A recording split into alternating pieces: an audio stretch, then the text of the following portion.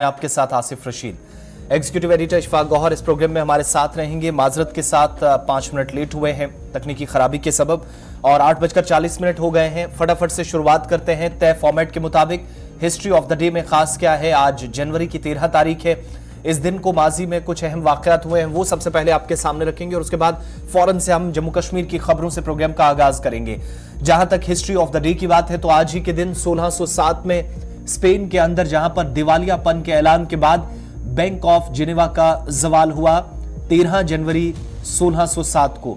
1849 में जलियांवाला बाग में अंग्रेजों और सिखों के दरमियान दूसरी लड़ाई आज ही के दिन हुई थी। इसके अलावा 1888 में वॉशिंगटन अमेरिका के अंदर जियोलॉजिकल सोसाइटी का कयाम आज के दिन अमल में लाया गया।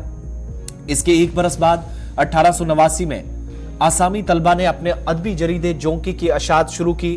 तारीख 13 जनवरी थी, साल था 1889 यानी 1889 में। 1910 में न्यूयॉर्क के अंदर दुनिया की पहली अवामी रेडियो नशरियात शुरू हुई। आज के दिन आगाज हुआ इस खास प्रोग्राम का और तारीख थी 13 जनवरी की, आज से ठीक 112 बरस कबल। 1926 में मशहूर प्रोड्यूसर और डायरेक्टर शक्ति सामंत की पैदाइश आज के दिन हुई। इसके अलावा 1940 में माइकल एडवायर को लंदन में आज के दिन उधम सिंह ने गोली मारकर कत्ल किया और ये वही जनरल डायर था जिसने जलियांवाला बाग में 13 अप्रैल 1919 को जो एक सबसे बड़ा सानहा पेश आया, जहां पर एहतजाजियों पर गोली चलाने का हुक्म दिया और माइकल एडवायर या जनरल डायर जिसको कहा जाता था, उसको लंदन में उधम सिंह ने गोली मारकर कत्ल किया 1940 में। 1964 में आज ही के दिन कलकत्ता, जिसे आप कोलकाता कहा जाता है, यहां के बदतरीन फसादात हुए। 1000 से ज्यादा लोगों की हलाकत इन फसादात में 1964 में हुई। तो ब्लैक डे के तौर पर आज के दिन को कोलकाता के अंदर देखा जाता है। हिंदुस्तान और आलमी तारीख में यह अहम दिन, अहम वाकयात 13 अप्रैल के हवाले से। लेकिन अब सीधा प्रोग्राम का आगाज करेंगे और बड़ी खबरों से शुरुआत करते हैं प्रोग्राम सलाम जेके की। सबसे पहले आपको जम्मू कश्मीर का मौसम, शाहराहों का हाल अहवाल और अगर आप सफर करना चाहते हैं तो उसके लिए क्या करना होगा, पहला अपडेट यही एग्जीक्यूटिव एडिटर इशफाक गौहर के साथ। बहुत शुक्रिया आसिफ रशीद। खबरों का आगाज करते हैं और सबसे पहले मौसम का मिजाज, जहां महकमे मौसमियात की पेशनगोई के मुताबिक ही इस वक्त मौसम का मिजाज बना हुआ है, क्योंकि बालाई इलाकों के अंदर एक बार फिर हल्की से दरमियाना दर्जे की बर्फबारी का सिलसिला शुरू हो गया है। बालाई इलाकों के अंदर एक बार फिर बर्फबारी का सिलसिला शुरू हो गया है और खबर यह है कि जवाहर टनल के आसपास, नाविका टनल के आर पार भारी बर्फबारी का सिलसिला जारी है, जिसके नतीजे में इंतजामिया ने फिलहाल यह फैसला लिया है कि इस कौमी शाहराह पर यानी श्रीनगर जम्मू कौमी शाहराह पर गाड़ियों की आवाजाही को फिलहाल रोक दिया जाए। भारी बर्फबारी हो रही है जी काजीगुंड से लेकर बानिहाल सेक्टर के बीच में और ये पूरा मामला जो है रामबन इलाके तक भी बारिशों का सिलसिला इस वक्त जारी है और यही वजह है कि इंतजामिया ने एहतियातन कौमी शाहराह पर गाड़ियों की आवाजाही को रोक दिया है। इधर जहां काजीगुंड बानिहाल सेक्टर में बालाई इलाकों, ये बालाई इलाका माना जाता है जी, पहाड़ी इलाका माना जाता है, यहाँ पर बर्फबारी हो रही है। तो खबर ये आ रही है कि एक बार फिर कुपवाड़ा के बालाई इलाकों से लेकर मत्सिल, करना, केरन, साधना टॉप और गुलमर्ग के कई इलाकों के अंदर एक बार फिर हल्की से दरमियाना दर्जे की बर्फबारी का सिलसिला शुरू हो गया है, जिससे अबूर मरूर के रास्ते भी मुतासिर हो रहे हैं पहाड़ी इलाकों के अंदर। तमाम मैदानी इलाकों के अंदर हल्की से दरमियाना दर्जे की बारिशों का सिलसिला एक बार फिर शुरू हो गया। तो श्रीनगर जम्मू कौमी शाहराह आज यानी इस साल में पहली बार, साल 2023 में पहली बार आज 13 तारीख को ऑफिशियली फिलहाल क्लोज कर दी गई है। एहतियातन गाड़ियों की आवाजाही को रोक दिया गया है। सीधे बानिहाल चलेंगे जहां से हमारे साथ नदीम इकबाल ज्वाइन किए हुए हैं। नदीम, अपडेट कीजिएगा, क्या कुछ सूरत हाल है? हमारे पास जो खबर आ रही है दिल्ली, वो ये आ रही है कि हल्की से दरमियाना दर्जे की बारिशें मैदानी इलाकों में हो रही हैं, तमाम पहाड़ी इलाकों के अंदर एक बार फिर बर्फबारी का असर जो है वो दिख रहा है। क्या कुछ खबर आपके पास? जी बिल्कुल गौर साहब, देखिए जिस तरह से, क्योंकि हमें तो पहले ही इस चीज का इल्म था कि वेदर प्रेडिक्शंस में बताया गया था कि 13 तारीख की दोपहर तक मौसम खराब रहेगा और उसका कहीं ना कहीं असर भी हमें देखने को मिला। लेकिन आज हम देखिए दरमियानी शब से ही बारिशों का सिलसिला जो है रामबन बानीहाल सेक्टर पर शुरू हो गया था, जहां हम देख रहे थे क्योंकि एक तरफ बारिश का सिलसिला तो था और दूसरी तरफ हम अभी देख रहे हैं कि बानीहाल में नवयुग टनल के दोनों अतराफ पे इस वक्त बर्फबारी हो रही है और लगभग 3 से 4 इंच जमा हो चुकी है बर्फ, जो अभी जिस वजह से फिसलन पैदा हो गया और अथॉरिटीज की जानिब से जो भी ट्रैफिक काम है उसकी जानिब से गाड़ियों के आमद को श्रीनगर जम्मू नेशनल हाईवे पर बंद कर दिया है, क्योंकि एक तरफ हम देख रहे हैं कि रामबन बानीहाल या फिर रामबन उधमपुर सेक्टर पर बारिशें भी हो रही है और दूसरी तरफ बानीहाल नवयुग टनल पर जो है बर्फबारी हो रही है। इससे कहीं ना कहीं खदशात बढ़ रहे हैं कि रोड ब्लॉकेज, जहां हम एक तरफ देख रहे हैं क्योंकि बर्फबारी की वजह से तो रोड बंद हुआ ही हुआ है, लेकिन जिस तरह से मूसलाधार बारिशें हैं तो बिहाड़ हमारे पास एक ऐसा स्ट्रेच बन जाता है जहां पर अक्सर मड स्लाइड आ जाता है। तो कुल मिलाकर ये है कि इस वक्त हाईवे ब्लॉक हुआ है और दूसरी तरफ अगर मौसम की बात करें तो मौसम ने भी कहीं ना कहीं करवट बदली है, मिजाज बदला है और इस वक्त बारिश और बर्फबारी का सिलसिला देखने को मिल रहा है। अगर ट्रैफिक प्लान की बात करें, ट्रैफिक प्लान कल रात को जारी तो कर दिया गया था कि आप कल LMEs दोनों अतराफ से चलेगी,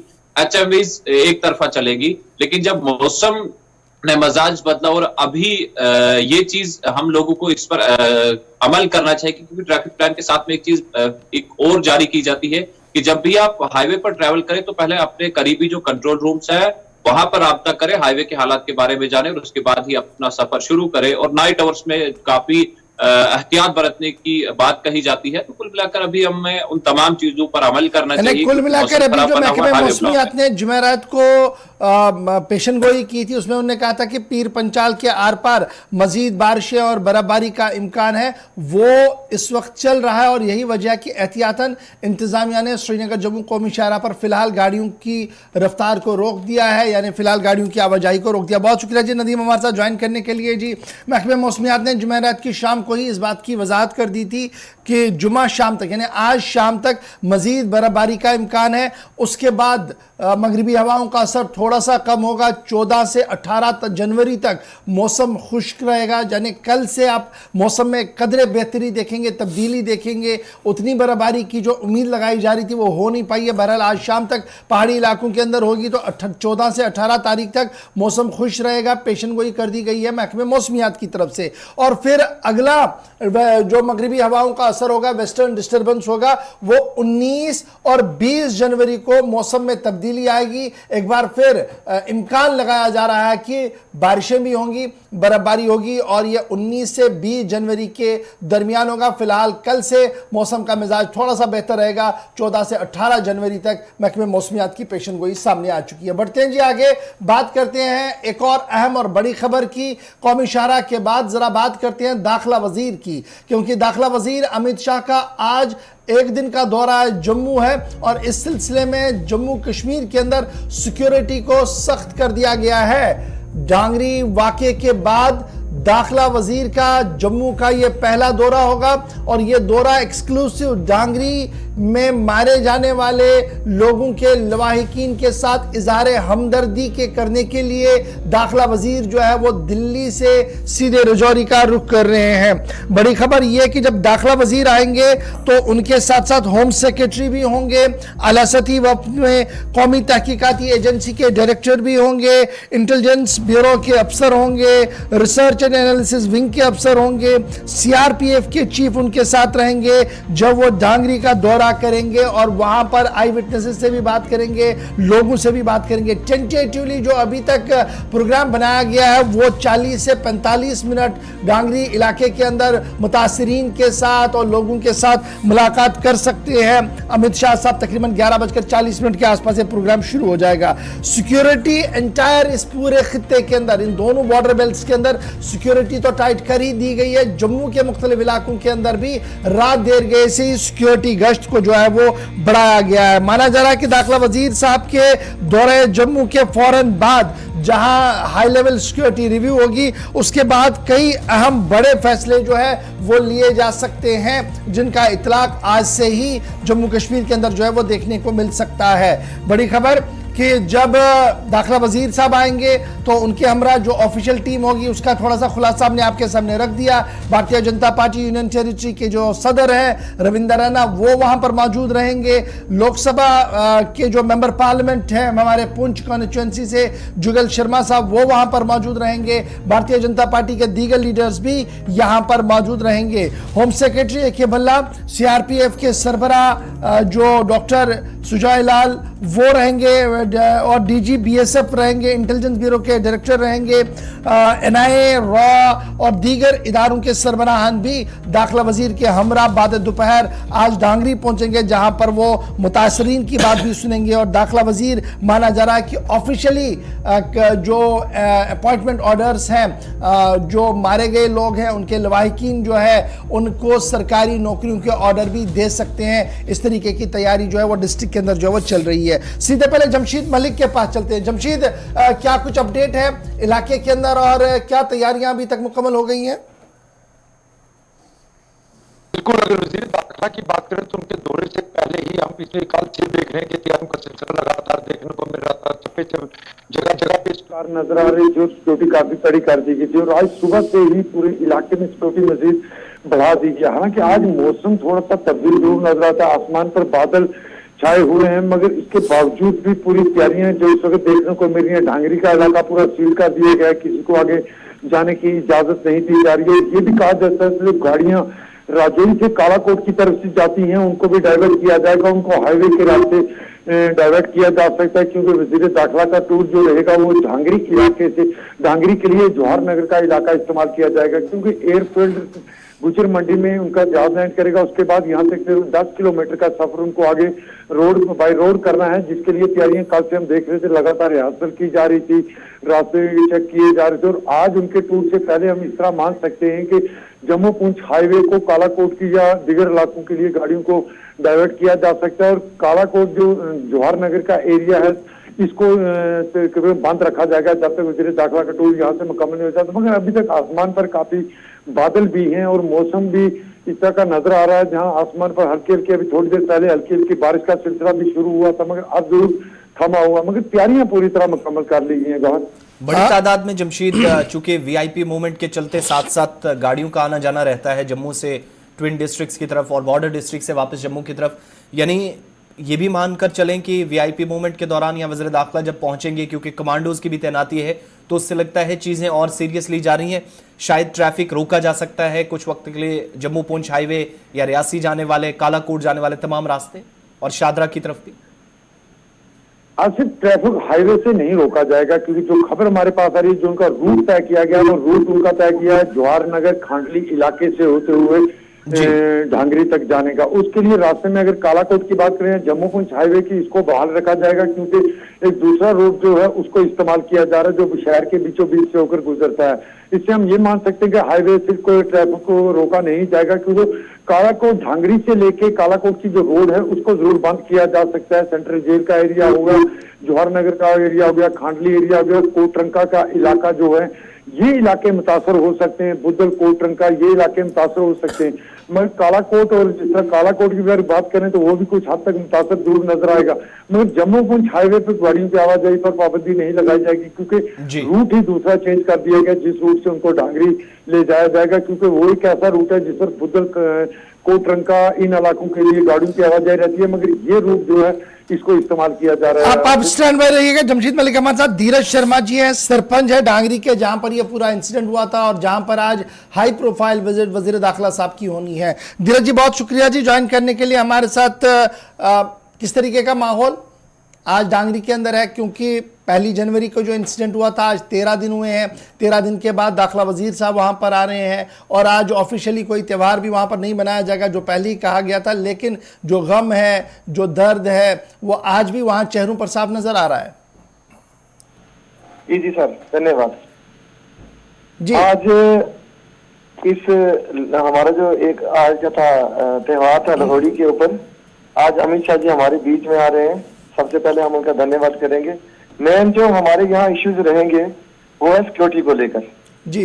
जिस तरह से आए दिन इंसिडेंट जो इस आज से 35 दिन पहले अल्फा गेट में होता है और उसके बाद दूसरा इंसिडेंट यहाँ डांगरी में हो जाता है, कहीं ना कहीं जिस तरीके से टारगेटिंग किलिंग चल रही है, हमारा मेन फोकस रहेगा कि सिक्योरिटी को लेके कि हमारे एरिया, काफी एरिया जो फार फ्लंग एरियाज है, चाहे वो खाली डांगरी की बात नहीं करूंगा, सराउंडिंग एरिया जितने भी हैं, वहाँ सिक्योरिटी को लेकर हमारी सबसे मुख्य जो आज हमारी डिमांड रहेगी वो सिक्योरिटी को लेकर कि किस तरीके से लोगों की सुरक्षा की जाए। अच्छा, ये बताइएगा, बड़ा इंपॉर्टेंट है धीरज जी, ये कहा गया था कि जनाब एडिशनल डिप्लॉयमेंट्स सीआरपीएफ की इन माइनॉरिटी इलाकों में कर दी गई है, फिर वीडीजीज को अच्छे तरीके से रिवाइव करने की भी बातें हो रही है, तो क्या अभी भी दहशत है या थोड़ा सा उसमें फ़र्क आया है, क्योंकि जब मिलकर काम होगा तो इस दहशत से बाहर भी आया जा सकता है? देखिए, यहाँ तक रही है वीडीसी को एम्पावर करने की बात, तो अभी जो है उस तेजी से नहीं हो पा रही है, क्योंकि वेपन्स की कमी आ रही है। लेकिन जो वेपन्स दिए जा रहे हैं, खाली डांगरी को नहीं, खाली एक हमारी पंचायत को नहीं, बाकी भी सराउंडिंग एरिया जितने भी हैं हमारे, सभी को वेपन्स दिए जाएंगे। तो उसके और साथ ही जो हमारी वेल्थ फोर्सेज, जो पैरामिलिट्री फोर्सेज सीआरपीएफ की जहाँ 18 कंपनियां हैं, कहीं ना कहीं उससे जो दहशत का माहौल था लोगों के अंदर, दोबारा से वापस उनको फिर से उनका मतलब मोरल जो है डाउन ना हो, उसके लिए कहीं ना कहीं जो है वीडीसी को एम्पावर जब तक नहीं होगी तब तक जो है वो हम ग्राउंड पे नहीं कर सकते। अब ये किस तरीके की एम्पावरमेंट कह रहे हैं? देखिए, फॉर्मर फौजी जो हैं, जो साबिका फौजी हैं, उन्हें एसएलआर्स देने की बात कही गई है, हथियार वापस दिया जा रहा है, ट्रेनिंग्स भी हो रही है, डिप्लॉयमेंट भी हो रही है, और क्या कुछ आप चाहते हैं जो दाखिला वजीर साहब, होम गृह मंत्री साहब आज करें आके डांगरी के अंदर? देखिए सर, कि जहाँ हम एक्स सर्विसमैन जितने भी हैं, और खास ही आज एक्स सर्विसमैन 60 साल से ऊपर भी हो चुके हैं, तो हमारी यही डिमांड रहेगी कि जितने भी जो वॉलंटियर्स हैं, एक टीम वॉलंटियर्स की है, जो जरूरी नहीं है कि वो एक्स सर्विसमैन ही हो, आप एसएलआर को दोगे, आप ट्रेनिंग भी दे सकते हो, आप जो नौजवानों को जो काम करेंगे फील्ड में जाकर, रात को कहीं जरूरत पड़ती है तो एक्स सर्विसमैन 60 साल से जो ऊपर है वो तो बाहर जाके क्या करेंगे? कहीं ना कहीं हमें ये सोचना होगा कि इसके ऊपर विचार करना होगा, यहाँ की सरकार को भी, खास करके हमारे जो आज अमित शाह जी आ रहे हैं, हम उनसे भी अपील करेंगे कि नौजवानों को दिए जाए वेपन और उनको वेल ट्रेन किया जाए, ताकि किसी किस्म की भी कोई अगर कोई घुसपैठ होती है तो उसके ऊपर वो काबू कर सकें।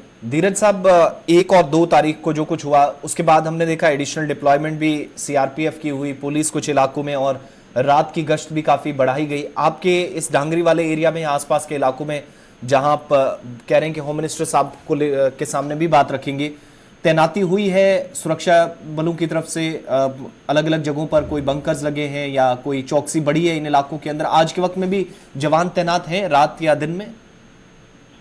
बिल्कुल तैनात है, लेकिन मैं आपको बताता चलूं कि इंडिविजुअल सुरक्षा जो है वो जितनी मर्जी आप पैरामिलिट्री लगा लो, जितनी मर्जी आप सीआरपीएफ लगा लो जी, जब तक आप इंडिविजुअल सुरक्षा जो है वीडीसी नहीं करेगी, वीडीसी को वेपन नहीं दिए जाएंगे, तब तक जो है आप जितनी मर्जी कंपनियां लगा लो।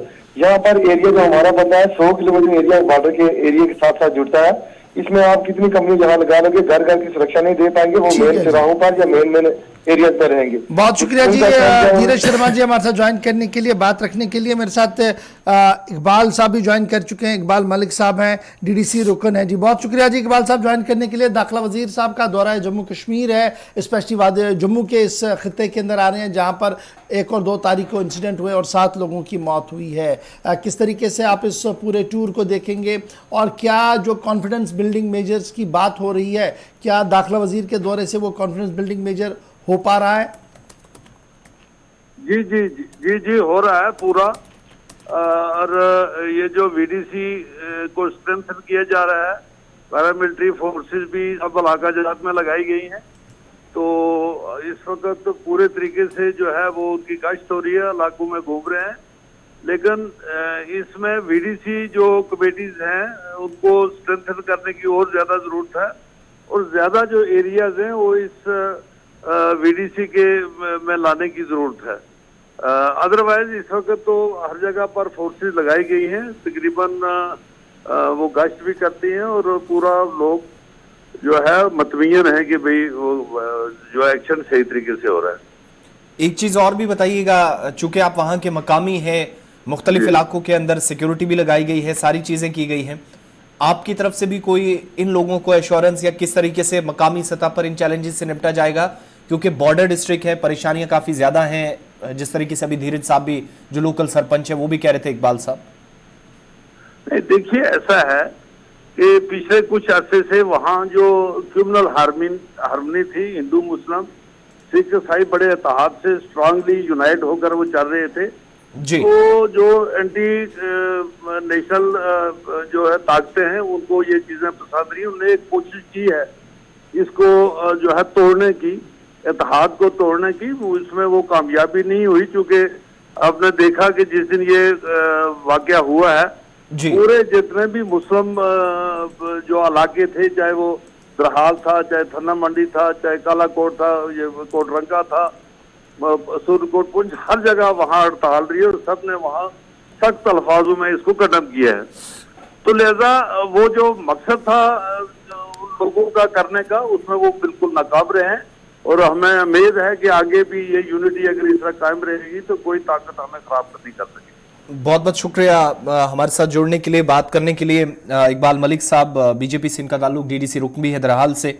हम कोशिश करेंगे कि साबिक एमएलसी हैं विबोध गुप्ता साहब, वो भी हमारे साथ। विबोध गुप्ता के साथ साथ हमारे साथ रविंद्र शर्मा साहब, कांग्रेस के तर्जुमान हैं, मकामी भी हैं। बहुत शुक्रिया जी शर्मा साहब ज्वाइन करने के लिए हमारे साथ। जी दाखिला वजीर साहब का आज दौरा है, कांग्रेस ऑफिशियली इस टूर को कैसे देख रही है? और ये माना जा रहा है कि ये एक जी कॉन्फिडेंस बिल्डिंग के तौर पर दिया जाएगा ताकि वहाँ की आवाम को ये हिम्मत हो, ये हौसला हो कि पूरा मुल्क इस सानिया में इनके साथ है और जो कुछ किया गया है और जो कुछ किया जा रहा है वो as per the expectations of the general masses किया जा रहा है। तो किस तरीके से कांग्रेस इस होम मिनिस्टर साहब के इस टूर को देख रही है और क्या एक्सपेक्ट किया जाएगा इससे? देखिए, गृह मंत्री जी आ रहे हैं और जरूर इससे कॉन्फिडेंस बिल्डिंग महीर भी होगा और कुछ इकदाम भी उठाए जाएंगे। ये अच्छी बात है कि वो दुखी परिवारों के साथ आ रहे हैं और पूरे जोरी पुंछ में खौफ का माहौल है। और जिस तरह का जम्मू कश्मीर में वातावरण बना है, सिक्योरिटी सिनारियो, मुझे लगता है आज समझ आई केंद्र सरकार को।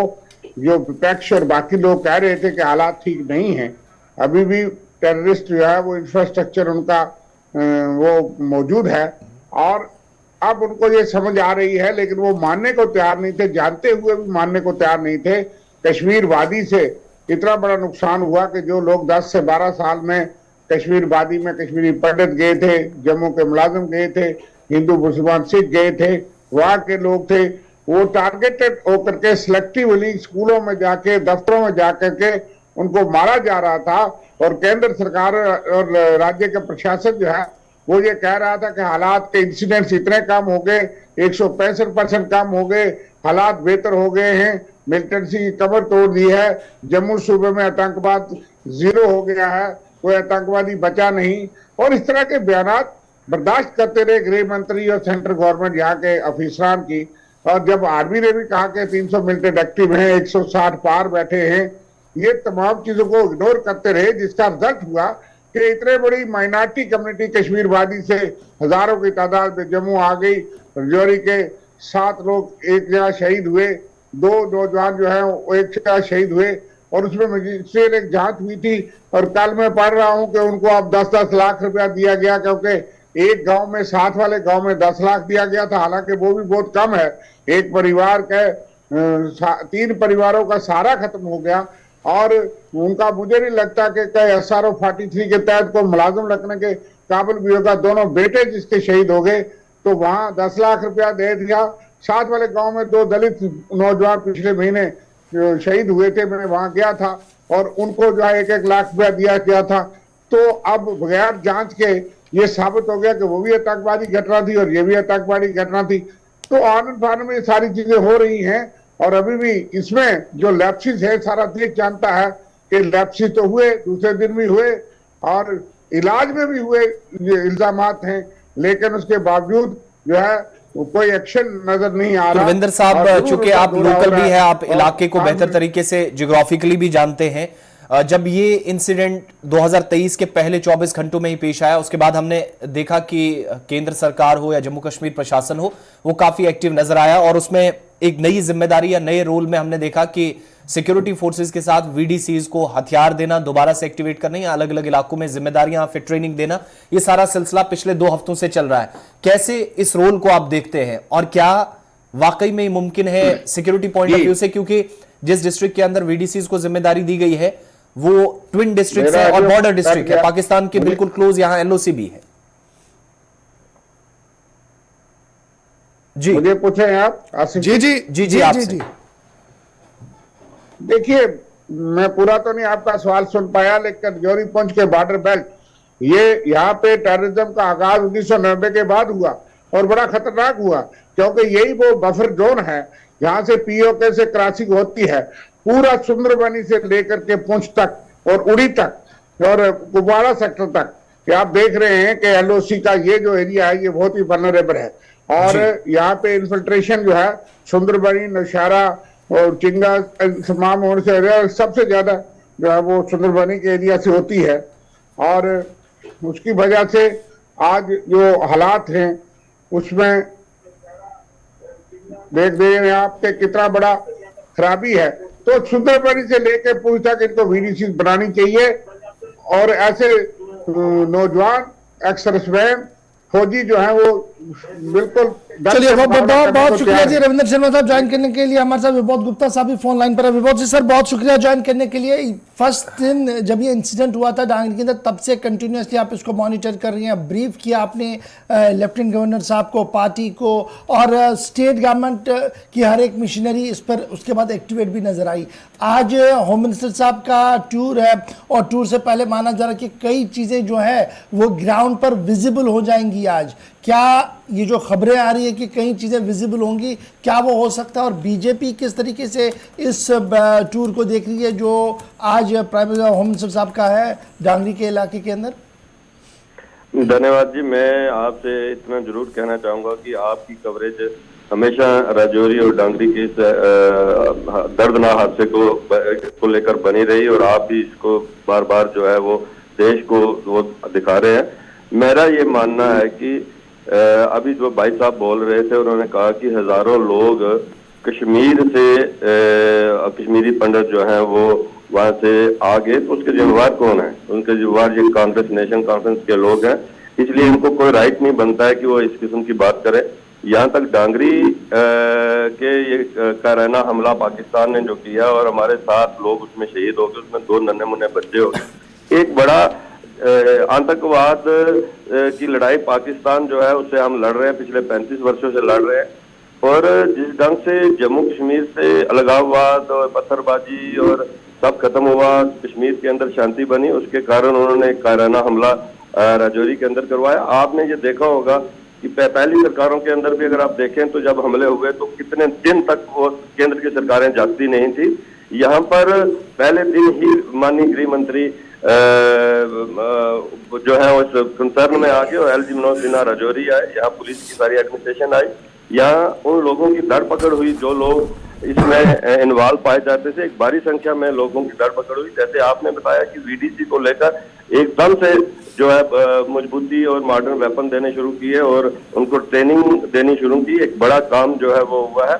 जहां तक वो 10-10 लाख की बात करते हैं, किसी भी इंसान की कीमत पूरी नहीं की जा सकती। जो चला जाता है परिवार से वो 1 करोड़ रुपया भी दे दिया जाए, 10 करोड़ रुपया भी दे दिया जाए, उसकी कीमत पूरी नहीं होती। लेकिन 10-10 लाख रुपया चलो उन परिवारों को मिलेगा जो लोग हमारे शहीद परिवारों के लोग हैं, उनको एक ठीक जिंदगी जी सके, उसके लिए एक बड़ा कदम जो है माननीय अमित शाह जी ने उठाया। मैं आपको बताऊं कि हमारा डेलीगेशन जो मिलने के लिए कोर ग्रुप का बीजेपी का दिल्ली गया था, तो माननीय गृह मंत्री जी ने 35 मिनट सिर्फ सिक्योरिटी और राजौरी और पुंछ को लेकर जो है चिंता जताई थी और उनका कंसर्न था।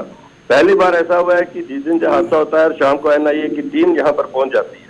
यहाँ पर सीआरपीएफ की 18 कंपनी बटालियन जहाँ पर जो है वो आ जाती हैं और बीएसएफ की 10 कंपनी जो है वो यहाँ पर आ रही हैं और माननीय गृह मंत्री खुद यहाँ पर आ रहे हैं। ये बड़ा संकेत जी जवाब मिलेगा। वो जहां पर आ रहे हैं तो कोई पब्लिक को संबोधन करने नहीं आ रहे हैं, एयरपोर्ट से सीधा डांगरी जा रहे हैं और डांगरी के अंदर वहां के परिवार जिन्होंने देश के लिए जिन्होंने अपने बच्चों की कुर्बानी दी है उनके परिवारों से बैठेंगे, उनकी बात सुनेंगे। और आपने देखा होगा कि कल से एक बड़े बड़े ऑफिसर सिक्योरिटी फोर्सेज के अलग अलग डिपार्टमेंट्स के डीजीपी लेवल के ऑफिसर्स जो है वो यहाँ पर कैंप किए हुए हैं। मेरा ये कहना है कि वो जो आतंकवादी हैं उनको पताल से निकाल कर भी मारा जाएगा। और आपने देखा होगा कि 2 दिन पहले बालाकोट के अंदर 2 आतंकवादी को मार गिराया। विभोद जी एक आखिरी चीज आपसे जानना चाहेंगे, आप चूंकि लोकल रिप्रेजेंटेटिव भी हैं, बीजेपी से वाबस्तगी अच्छा खासा आपका पार्टी के अंदर भी जिम्मेदारी है, तो आपकी जिम्मेदारियां वहां से एक तरह से डबल हो गई हैं जब से ये इंसिडेंट हुआ है। अभी थोड़ी देर पहले लोकल सरपंच हमारे साथ बात कर रहे थे, वो कह रहे थे हथियार देना, ट्रेनिंग देना, ये सब चीज़ें ठीक है, लेकिन क्या चीज़ें यहीं तक सीमित रहेंगी या फर्दर कोई बड़ा एक्शन या बड़ी कार्रवाई हम देखेंगे? क्योंकि एक बड़े इलाके को कवर कर पाना और सुरक्षा दे पाना शायद ये भी अपने आप में एक बड़ा चैलेंज है, और उस जिले के अंदर जो पहले हम बात कर रहे हैं कि बॉर्डर डिस्ट्रिक्ट से।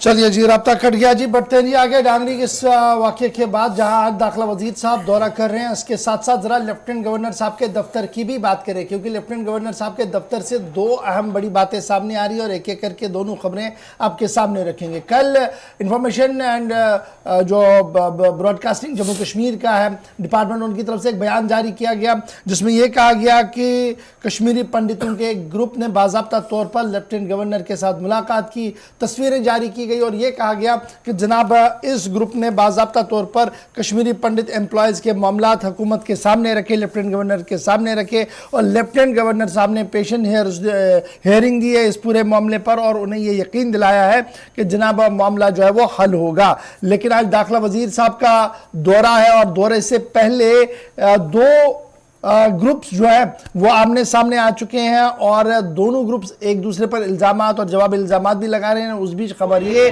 कि जो एहतजाज पर बैठे मुजाहिरीन हैं वो क्या कुछ कह रहे हैं और जो लेफ्टिनेंट गवर्नर साहब के दफ्तर मुलाकात करने गए थे वो कौन थे, एक बड़ा सवाल है, क्योंकि ये लोग जो एहतजाज कर रहे हैं इनका मानना है कि लेफ्टिनेंट गवर्नर साहब को ज़मीनी सूरत हाल से वाकिफ़ नहीं कराया जा रहा है और उनके सामने फर्जी तस्वीरें रखी जा रही हैं, जिसकी वजह से सिचुएशन और ज़्यादा ख़राब हो रही है। और ज़रूरत ये थी कि सही नुमाइंदों को बुलाकर बात की जाती ताकि मसला हल हो सकता था।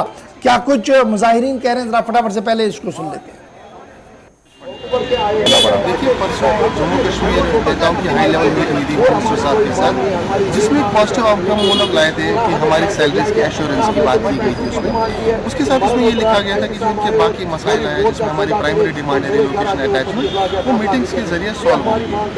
तो पैरेलली हो क्या रहा है कि हम लोगों को उम्मीद थी कि हमें मीटिंग के लिए बुलाया जाएगा, लेकिन सडनली बैक डोर के जरिए किन्हीं और रिप्रेजेंटेटिव्स को बुला के हमारा फेट डिसाइड हो रहा है।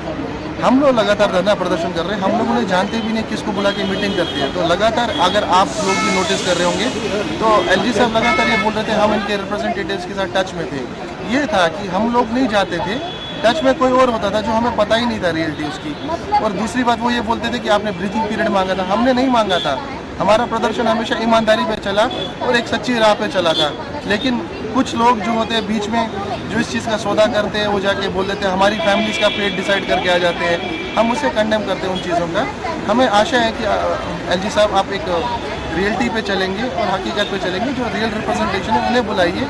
आप इससे डिमांड्स को मैनिपुलेट हो रहे हैं और बार बार एक सच्चाई की हार हो रही है, जिससे लोगों के अंदर एक अच्छा कॉन्फिडेंस नहीं रहेगा टुवर्ड्स एनीथिंग। ये लोग समझ चुके हैं क्लियरली कि ये क्या कॉन्स्पिरेसी चल रही है।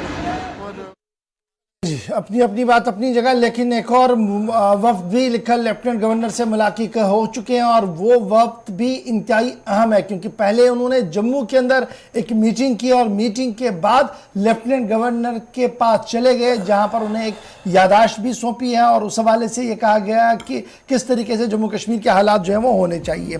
खबर आ रही है कि आरएसएस के top leaders, Bharatiya Janata party Jammu Kashmir के लीडर्स ने मुश्तरका तौर पर कल लेफ्टिनेंट गवर्नर के साथ मुलाकात की है। जम्मू कश्मीर के मौजूदा सलामती सूरत हाल के हवाले से तबादला ख्याल हुआ है और संघ की तरफ से माइनॉरिटीज़ पर जो हमले हुए हैं, जिस तरीके का माहौल बन रहा है, इस पर इजहार तशवीश भी जाहिर किया गया है लेफ्टिनेंट गवर्नर के सामने। डेलीगेशन जिसकी सरबराही कौमी जनरल सेक्रेटरी बराए ऑर्गेनाइजेशंस BL संतोष कर रहे थे, RSS के सहसवार अरुण कुमार जी उसमें थे, उसके साथ साथ रुपेश कुमार जो Bharatiya Janata party union territory RSS के सदर हैं वो इस डेलीगेशन का हिस्सा थे। रविंदर रैना जो बीजेपी के सदर हैं वो इसमें मौजूद थे। बीजेपी के जनरल सेक्रेटरी बराए ऑर्गेनाइजेशन अशोक कौल इसमें मौजूद थे। पार्टी के जनरल सेक्रेटरी और साबिक वजीर सुनील शर्मा इस ग्रुप के अंदर मौजूद थे जिन्होंने कल लेफ्टिनेंट गवर्नर के साथ राजभवन के अंदर मुलाकात की है। और इस मुलाकात के दौरान जैसे मैंने पहले कहा कि सलामती सूरत हाल से लेकर दीगर मामला पर तबादला ख्याल तो किया ही गया है, लेकिन इससे पहले लेफ्टिनेंट गवर्नर की मीटिंग से पहले आरएसएस और बीजेपी का इजलास भी मुनक्किद हुआ था और उस इजलास के अंदर कई अहम और बुनियादी मामलों पर तबादला ख्याल भी हुआ था। इधर ज़राए के मुताबिक जहां तशवीश का इजहार किया गया कि सूरत हाल किस तरीके की बन रही है, वहीं दूसरी तरफ से जो सूरत हाल यहाँ पर सरमायाकारी के हवाले से है, इंडस्ट्रियल ज़मीनों को देने के हवाले से है, जिस सुस्त रवि के साथ ये पूरा मामला चल रहा है उस पर भी मुश्तरका क़यादत यानी आरएसएस और बीजेपी की क़यादत ने इत्मीनान का इजहार बिल्कुल भी नहीं किया है और हुकूमत से मुतालबा किया है कि इस प्रोसेस को तेज़ी के साथ आगे बढ़ा जाए ताकि इंडस्ट्रियल रेवोल्यूशन जम्मू कश्मीर में आ सके और जो सन्नतकार बैरून रियासत जम्मू कश्मीर के अंदर सन्नत लगाना चाहते हैं उनके लिए राहों को हमवार किया जाए। मीटिंग के अंदर इस बात का मुतालबा किया गया और आरएसएस और बीजेपी की मुश्तरका क़यादत कल लेफ्टिनेंट गवर्नर के साथ भी मुलाकात हुई है। तो ये थी जनाब दो वो खबरें जी जो हमने बैक टू बैक आपको लेफ्टिनेंट गवर्नर के दफ्तर से बताई। क्योंकि बात जम्मू की चल रही है, लेफ्टिनेंट गवर्नर साहब जम्मू में है, मीटिंग का सिलसिला जम्मू में चल रहा है, तो रात देर गए जम्मू से एक और बड़ी खबर भी आई और खबर ये आई कि कुछ लोगों की गिरफ्तारियां हुई है, एहतियाती गिरफ्तारियां हुई है और ये गिरफ्तारियां क्यों हुई है इसके पीछे हंगामे की एक बड़ी खबर भी सामने है। देर रात जम्मू के अंदर हंगामा दिखा गया शहर के बीचों बीच सड़क के ऊपर, क्योंकि कांग्रेस के कुछ लीडरान को पुलिस ने हिरासत में लिया और हमारे पास जो इतलात हैं कि एक तो शाहनवाज चौधरी जो जनरल सेक्रेटरी भी हैं पार्टी के और जानजेब सिरवाल और बाकी कुछ लोग जो कि जम्मू में कश्मीरी पंडितों से जो एहतिजाज प्रेस कॉलोनी के अंदर कर रहे थे उनसे एक वफद मुलाकात करने जा रहा था और ये दो लोग जो कि लीड कर रहे थे इसको, इन दोनों को पुलिस ने हिरासत में लिया और बाद में हालांकि जो हमारी इतलात हैं उसके मुताबिक इनको छोड़ दिया गया। लेकिन कांग्रेस की तरफ से इल्जाम आयद किया गया है कि बिना किसी तरीके से वो परेशान किए हुए आगे जा रहे थे, एहतिजाजियों से मुलाकात करनी थी, दुख दर्द बांटना था एहतिजाजियों के साथ। सरमा के इन सख्त क़याम में या रातों में जो बैठे हुए लोग हैं उनके साथ मुलाकात होनी थी तय शेड्यूल के मुताबिक, लेकिन ऐसा नहीं हो सका और इस दौरान कांग्रेस लीडरान को पुलिस ने हिरासत में लिया। शाहनवाज चौधरी और उनके साथ साथ जो बाकी कारकुन थे वो तस्वीर आपके सामने है जब पुलिस की तरफ से उन्हें हिरासत में लिया गया और उसके बाद चंद घंटों बाद हमारी इतलात के मुताबिक उन्हें रिहा भी कर दिया गया। इस पर मजीद बात करेंगे।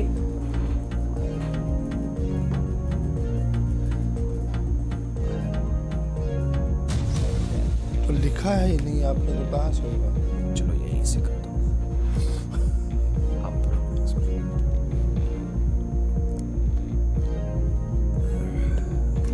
तस्वीरें रात देर गई की हैं जी जब दोनों लीडरों का एहतियाती गिरफ्तार किया गया और चूंकि वीवीआईपी मोमेंट है शहर के अंदर और किसी तरीके का नाखुशगवार वाकया पेश ना आए और किसी तरीके से अमन कानून की सूरत हाल में दखल ना हो, उस हवाले से एहतियातन जो है वो हिरासत में लेने की खबर आई थी। बाद में ये भी खबर आई कि रात देर गई उनकी रिहाई भी हुई है। लेकिन इस पूरे मामले के फ़ौरन बाद खबरें जो हैं वो ये है कि मुख्तलिफ सियासी जमातों ने इस पूरे मामले पर अपना रद्दअमल सामने रखा है। हुकूमत की इस कार्रवाई की यानी एडमिनिस्ट्रेटिव पार्ट पर जो ये कार्रवाई की गई है इसकी मजम्मत की गई है और कहा गया कि ये बुनियादी हकूक़ की पामाली है और इसी वजह से ये सब कुछ जो है इधर हो रहा है कि आज़ादी जो है वो बोलने की नहीं है, ये कुछ लीडरों की तरफ से कहा गया है। ताहम हुकूमती ज़राया जो लगातार बता रहे हैं वो ये बता रहे हैं चूँकि मामला इंतहाई संगीन है जी, हसास है, तो और हसासियत को देखते हुए ही पुलिस जो है वो अपना काम लगातार वक्तन फ़वक्तन करती आ रही है।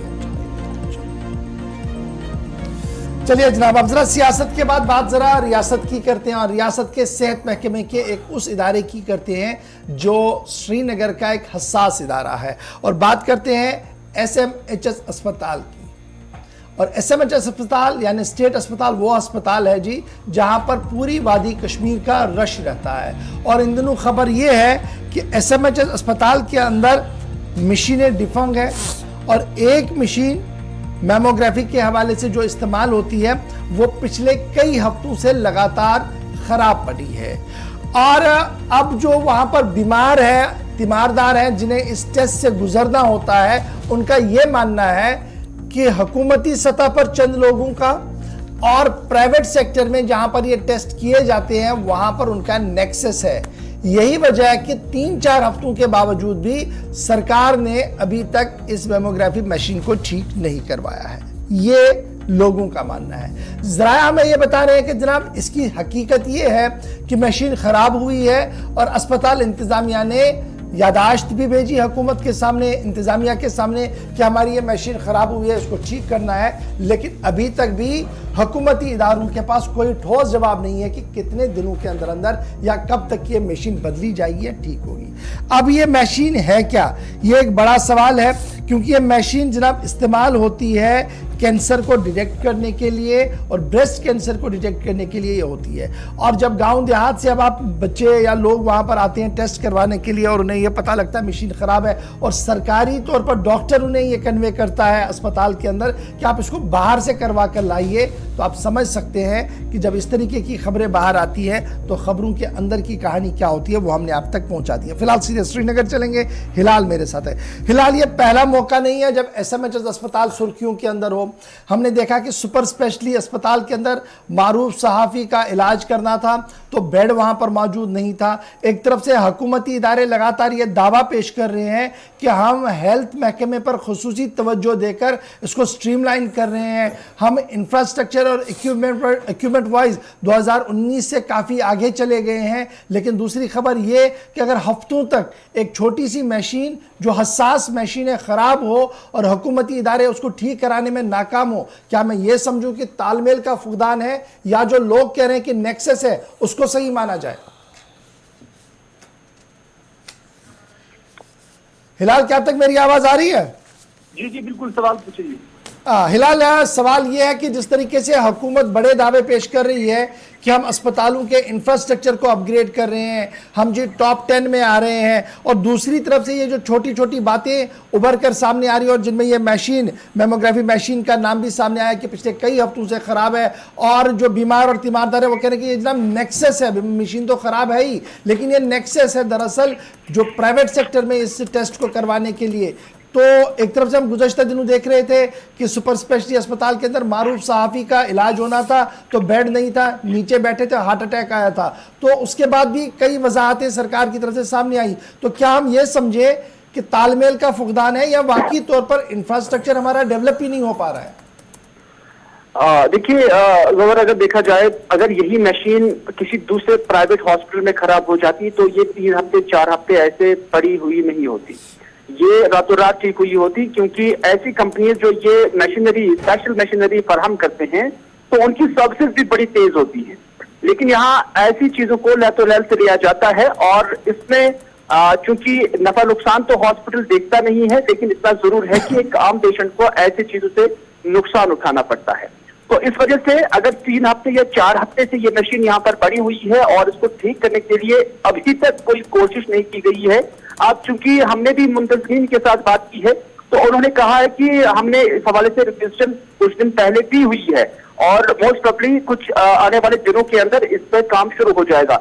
लेकिन बात यही है कि अगर तरजीहात होती तो शायद जिस दिन ये खराब हुई होगी उसी दिन अगर इसको कंसर्न अथॉरिटी के साथ या कंसर्न कंपनी के साथ उठाया जाता तो आज तक ये मशीन ठीक हुई होती।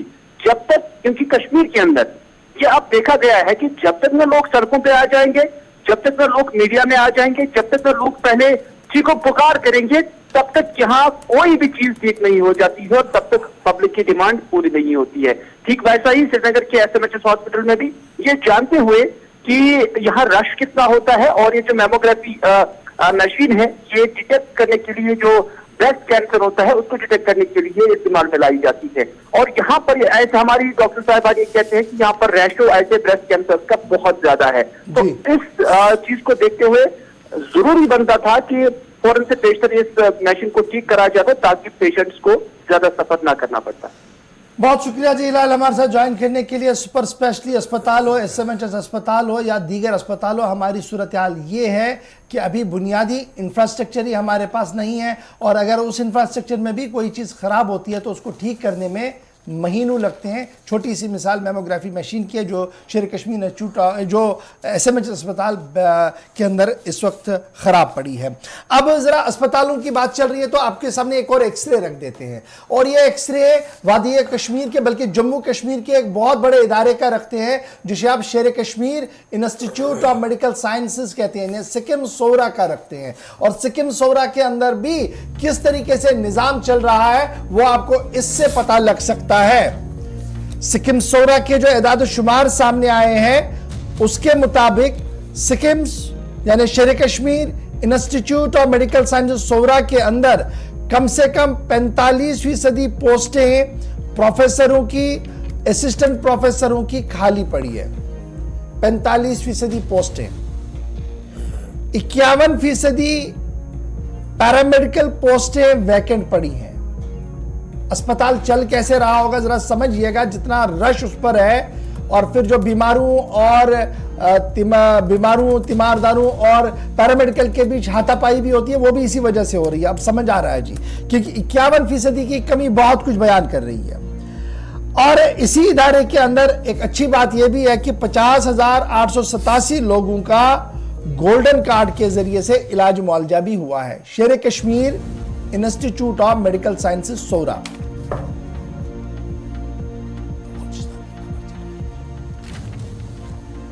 अथॉरिटीज ने जो सैंक्शन हुआ था वो 290 पोस्ट प्रोफेसर के, कंसल्टेंट के और एडिशनल एसोसिएट और असिस्टेंट प्रोफेसरों के Sher Kashmir institute of Medical Science Soura के लिए दिए गए थे। दिसंबर 2022 तक, क्योंकि जनवरी चल रहा है जी, दिसंबर 2022 तक 160 पोस्टें फिल की गई हैं। 290 फिल करनी थी, दिसंबर 2022 तक सिर्फ 190 पोस्टें फिल हुई हैं। किनकी? प्रोफेसर्स की, कंसल्टेंट्स की, एडिशनल एसोसिएट और असिस्टेंट प्रोफेसर पोस्टों की। अब आगे बढ़िएगा। ऑफिशियल फिगर्स ये भी बता रहे हैं कि जनाब कमोबेश 130 पोस्टें आज के दिन में भी वैकेंट पड़ी हैं। और एक आरटीआई जो दाखिल किया गया था, चूंकि सारा खुलासा आरटीआई के जरिए से हुआ है, तो आरटीआई का जवाब जो पब्लिक इंफॉर्मेशन ऑफिसर सिक्किम सोरा के हैं, उन्होंने एक आरटीआई के जवाब में इस बात को माना है कि जो सैंक्शन स्ट्रेंथ है हमारी जी पैरामेडिकल स्टाफ की वो 616 है। आरटीआई के जवाब में कहा गया कि हमारे पास जो सैंक्शन है वो 616 पैरामेडिकल स्टाफ हमारे पास होना चाहिए। पैरामेडिकल स्टाफ में कौन कौन आते हैं आपको सबको पता है। 616 में 303 फिल किए गए हैं, यानी आधा फिल किया गया और आधा अभी तक भी फिल नहीं हुआ है। दिसंबर 2022 तक निजाम कैसे चलेगा बड़ा सवाल है। इसी आरटीआई के एक और सवाल के जवाब में यह बात मान ली उन्होंने कि जनाब एक बड़ी परेशानी से सिक्किम सोरा जो इस वक्त दो चार है, क्योंकि अथेन डंपिंग साइट जो सोरा से सिर्फ चंद किलोमीटर की दूरी पर है, उसकी बदबू से बीमार और तीमारदार दोनों परेशान है। डॉक्टर तो है ही। अथेन डंपिंग साइट जो सोरा से थोड़ी सी दूरी पर है, वहां पर जो बदबू आ रही है उससे सोरा का पूरा इलाका मुतासिर हो रहा है और उससे अमराज छाती में मुब्तला मरीज भी मजीद परेशान हो रहे हैं। सिक्किम सोरा की आरटीआई के जवाब में लिखा गया है। पीआईओ साहब का यह भी मानना है कि गोल्डन कार्ड जिसे हुकूमती सतह पर मुतारिफ कराया गया है और जो डिजिटल ट्रांजैक्शन और दीगर चीजें उसमें 50,000 से ज्यादा लोगों को इलाज मुआवजा यहां इस अस्पताल के अंदर किया गया है। सिक्किम सोरा करंटली जो है 12 जगहों पर अपने 12 सेक्शंस के अंदर काम कर रहा है और कुछ डे केयर में है, कुछ इंडोर है, कुछ ऐसे है। तो डिटेल्स सारी आई है, लेकिन इसमें जो अहम और बड़ी डिटेल है कि टेक्निकल स्टाफ यानी हमारे दरसी निज़ाम डॉक्टरों का, पोस्ट ग्रेजुएट और पीजी ये जो हमारे प्रोफेसर असिस्टेंट प्रोफेसर्स हैं उनकी कमी है। और फिर पैरामेडिकल्स की अगर 51% सीटें खाली होंगी तो आप समझ सकते होंगे कि यह हसास इदारा अपना काम किस तरीके से कर रहा होगा। चलिए अब आगे बढ़ते हैं, बात जरा हज 2023 के हवाले से भी करते हैं। का अहम अपडेट है उन तमाम ख्वाहिशमंद अफराद के लिए जो 2023 में हज पर जाना चाहते हैं या तैयारियां कर रहे हैं, अप्लाई किया हुआ है, फॉर्म भरने का सिलसिला, एप्लीकेशंस देने का सिलसिला जिनकी तरफ से जारी है, उनके लिए एक बड़ी खबर और अपडेट है। अगर हज 2023 के लिए आप तैयारी कर रहे हैं तो कोरोना मुखालिफ वैक्सीन लगाना लाजमी होगा, क्योंकि वैक्सीन के बगैर हज करने की इजाजत नहीं होगी। सऊदी हुकूमत की तरफ से एक ताजा हुक्मनामा वजारत हज उम्रा की तरफ से जारी कर दिया गया है और सऊदी अरब ने फरीजा हज की अदायगी के लिए कोरोना से बचाव की वैक्सीनेशन लाजमी करार दी है। अगरचे पुराने कोटे में तब्दीली हुई है, पाबंदी नहीं होगी, लेकिन वैक्सीनेशन के बिना आप नहीं जा सकेंगे, जिसका सर्टिफिकेट आपके पास होना चाहिए। वजारत हज उम्रा की तरफ से बयान जो जारी किया गया है उसमें हज की अदायगी के ख्वाहिशमंद अफराद को कोरोना वायरस से बचाव की जो वैक्सीन है, एंटी कोविड वैक्सीन है, वो लगानी होगी और वैक्सीन ना करवाने पर हज की इजाजत आपको नहीं दी जाएगी, आप पर रोक लग जाएगी। इस बयान के मुताबिक हज के लिए आने से कबल आजमीन एहतियातन इन्फ्लुएंजा की वैक्सीन भी लगवाएं। इसके अलावा सऊदी अरब ने रवां साल हज के लिए आजमीन की जो तादाद है उस पर भी पाबंदी पहले से खत्म कर दी है, लेकिन ये एक नए तरीके से, चूंकि हिंदुस्तान से भी 1,75,000 से ज्यादा लोग जाएंगे, एग्रीमेंट पर साइन हो चुके हैं, लेकिन 2023 में वो पुरानी पाबंदियां नहीं होगी। कोरोना से पहले की तरह हज होगा, मगर वैक्सीन फिर भी आपको लगानी होगी। इन्फ्लुएंजा की वैक्सीन जो है वो भी आपको, यानी फ्लू की, वो भी आपको लगवानी जरूरी होगी, जरूरी नहीं होगी लेकिन एहतियातन वो भी लगानी, लेकिन कोविड मुखालिफ वैक्सीन जो है वो आजमीन को लगाना जरूरी होगी और उसकी रिपोर्ट जो है वो कागजात के साथ आपको अटैच करनी है। इधर हज कमेटी ऑफ इंडिया की जो ताज़ा रिपोर्ट सामने आई है उसके मुताबिक दरख्वास्तें ऑनलाइन जमा करने के लिए विंडो खोल दिया गया है। उसके लिए आप हज कमेटी ऑफ इंडिया की वेबसाइट पर आइएगा और उसमें तमाम तर लवाजमात और तमाम तर जो फॉर्मेलिटीज़ है वो तहरीर कर दी गई हैं। आज से ही आप, अगर आपने सफ़र महमूद पर जाना है तो आप दरख्वास्तें जमा करवा सकते हैं और इस सिलसिले में रियासती हज कमेटियाँ और मरकज़ी हज कमेटी की ऑफिशियल वेबसाइट पर तमाम तर डिटेल्स को डाल दिया गया है। बड़ी खबर हज कमेटी ऑफ इंडिया के हवाले से हम आपके सामने रख रहे हैं। छोटा सा ब्रेक होगा जी, यहाँ पर ब्रेक के उस पार आएंगे तो आपको बताएंगे कि कुछ मज़ीद खबरें हैं और कुछ बातें आपके साथ भी करेंगे। यानी 9:40-45 मिनट का वक्त होगा तो आपके साथ गुफ्तगू भी करेंगे, लेकिन एक वक्त हो गया है छोटे से ब्रेक का। ब्रेक के उस पार आएंगे तो खबरों और तज्जियों का सिलसिला लगातार जारी रखेंगे।